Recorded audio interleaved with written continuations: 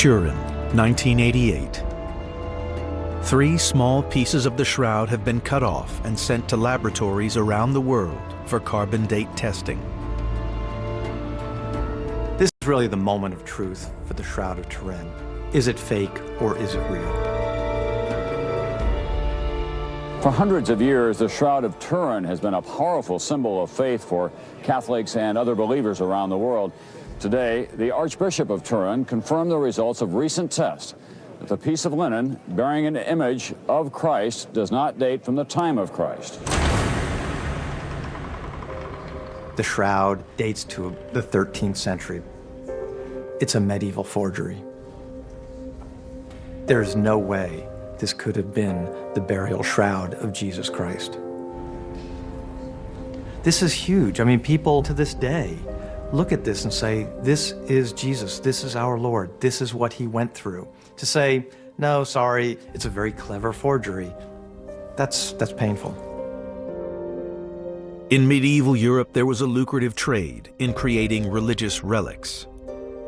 People were willing to pay to get close to Jesus, and forgers were prepared to take advantage. But despite being revealed as a fake, fascination with the shroud intensified. How did that image get on the shroud? Nobody could explain that. There's still all kinds of theories out there that we need to test.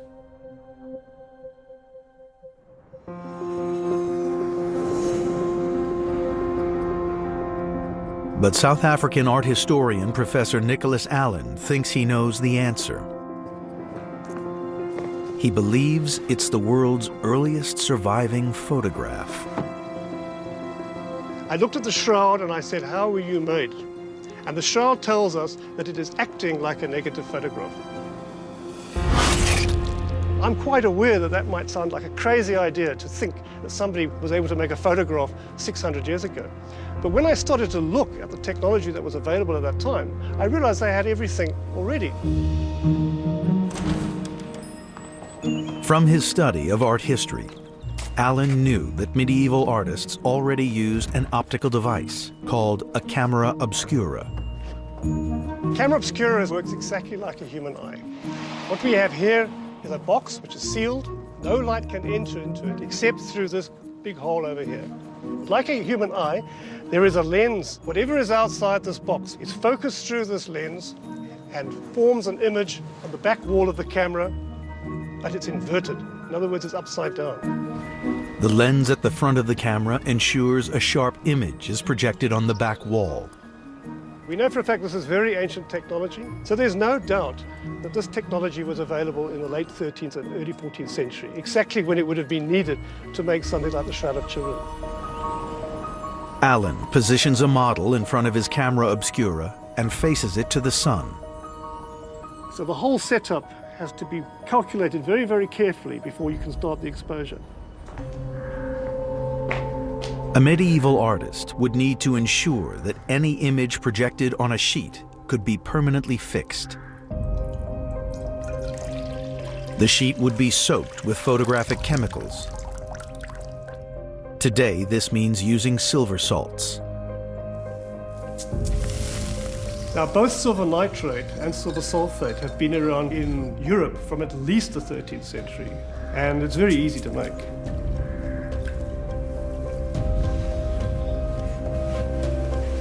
A sheet is soaked in silver sulfate solution.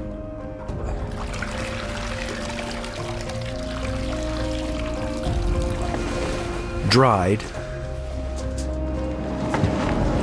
and then mounted in the camera. After 8 hours exposure, you will notice a discoloration on the linen, and that discoloration would be a negative image of what was outside the camera. The silver sulfate would have been washed out of the cloth to complete the process using a chemical in plentiful supply. To remove silver sulfate from a piece of linen, one can use urine, since urine contains levels of ammonia. Whoever made the Shroud of Turin didn't do this on their first attempt. This probably took a lot of organizing, a lot of planning, and a lot of trial and error before they got it right.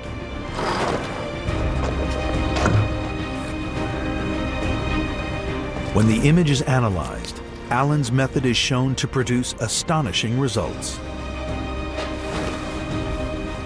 The resultant image has all the characteristics of the image that is found on the Shroud of Turin. And those are that it is negative, there are no dyes, pigment stains, or powders. Here we have an image that has been produced after 3 days using the camera obscura.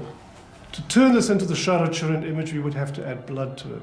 You would simply take a paintbrush and you would artistically paint your stigmata onto the image. In my opinion, this is the oldest example we have of a phenomenon that we now call photography, and it dates back to medieval times.